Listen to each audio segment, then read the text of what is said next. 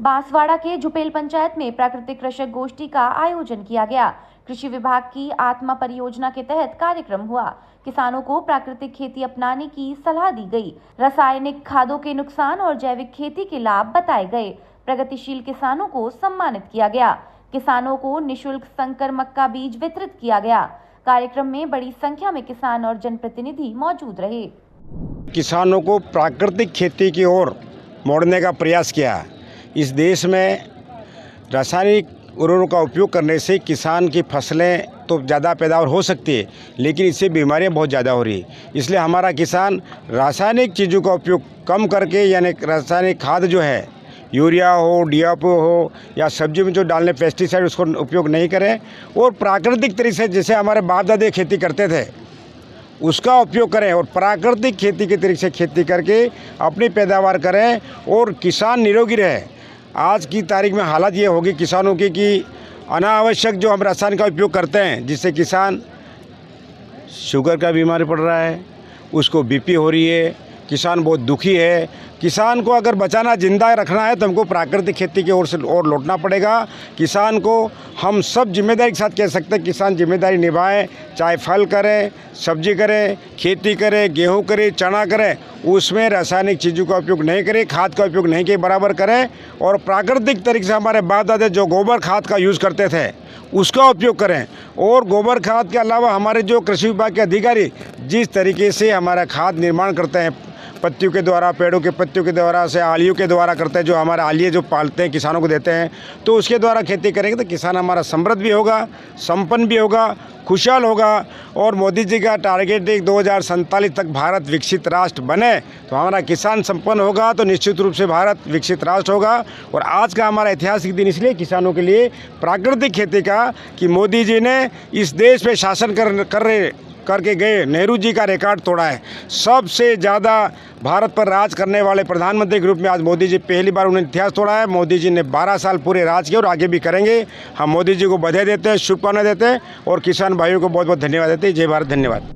आज ग्राम झुपोल पंचायत समिति बांसवाड़ा के अंदर आत्मा योजना अंतर्गत किसान गोष्ठी एवं खेत बचाओ अभियान के तहत राज्य सरकार के निर्देशानुसार एक दिवसीय किसान गोष्ठी का आयोजन किया गया। इस गोष्ठी के अंदर आए हुए किसानों को गर्मी की जुताई, खेत को कैसे बचाया जा सकता है, रासायनिक उर्वरकों से का कम खेती में कम प्रयोग, प्राकृतिक खेती का बढ़ावा आदि विषयों की जानकारी दी। इसके साथ ही साथ आत्मा जो योजना है उसके तहत हम पूरे ज़िले के अंदर जो किसान हैं उनको जिला स्तर पे, पंचायत समिति स्तर पे और राज्य स्तर पे, तो राज्य स्तर पे किसान चयनित होता है उसको 50,000 रुपये, जिला स्तर पे किसान होता है उसको 25,000 रुपये और जो पंचायत समिति पे चयनित होता है उसको 10,000 रुपये का पुरस्कार दिया जाता है। आज 5 किसानों को दिया गया, जिसमें एक किसान जो राज्य स्तर पे हुआ उनको और 3 किसान जिला स्तर पर उनको 25,000 के पुरस्कार, एक किसान पर हुआ उनको 10,000 के पुरस्कार। ये किसान का चयन समाचार माध्यम के द्वारा हम प्रकाशित किया जाता है। हमारे जो तीनों सहायक निदेशक कार्यालय पे उनसे प्रमाण आवेदन पत्र मांगे जाते हैं, उसकी स्क्रूटनिंग होती है। माननीय श्रीमान कलेक्टर महोदय के निर्देशानुसार आत्मा शासी परिषद का गठन किया गया है। उनके मार्गदर्शन में ही आत्मा कार्य करती है। आत्मा के तहत मुख्य गतिविधियों में किसानों को एक्सपोजर विजिट, जो जिले से, राज्य से बाहर, जिले से बाहर और ज़िले के अंदर 50 किसानों का भ्रमण करवाया जाता है। इसके अलावा किसानों को प्रशिक्षण का कार्यक्रम, वो भी राज्य से बाहर और राज्य के अंदर और राज्य के ज़िले के अंदर, जिसमें 50 किसानों का टारगेट होता है। ये 5 से 7 दिन का कार्यक्रम होता है। पूरा वहन खर्चा आत्मा योजना वहन करती है।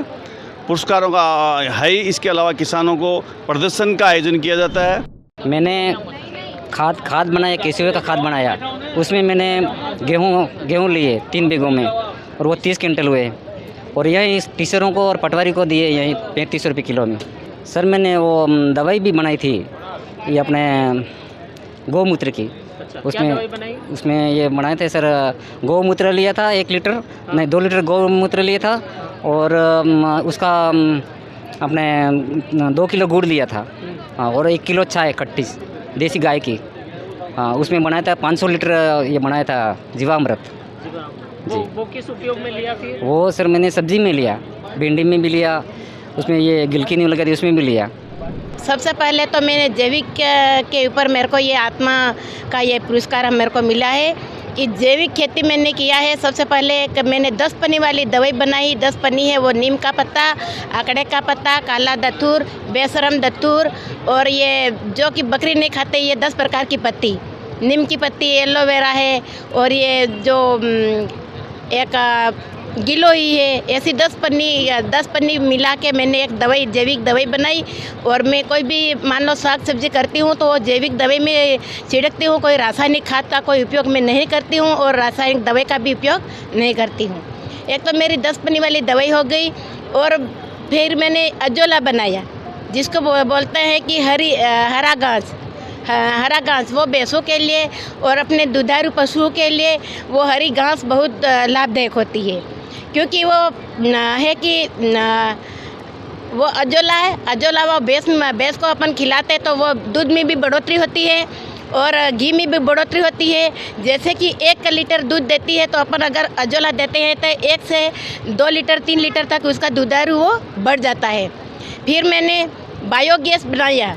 बायोगैस से जो कि हमने अपने घर में गोबर निकलता है, वो गोबर हम बायोगैस में यूज़ करते हैं। उसकी मान लो उससे हम खाना बनाते हैं, और वही खाद फिर अपने ये खड्डे में गोबर में जाता है, उकीड़ा में जाता है, वो फिर खाद अपन खेती में काम लेते हैं। उससे उसकी जो गोबर गैस से निकली हुई खाद बहुत लाभदायक होती है। उस खाद से मान लो ना तो कोई बीमारी होती है, ना कोई मान लो खास खुजली बड़ी बड़ी कोई बीमारी नहीं होती है।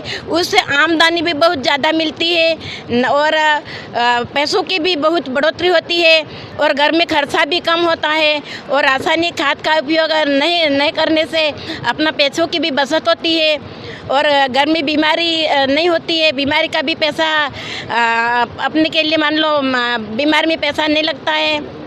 फिर मैंने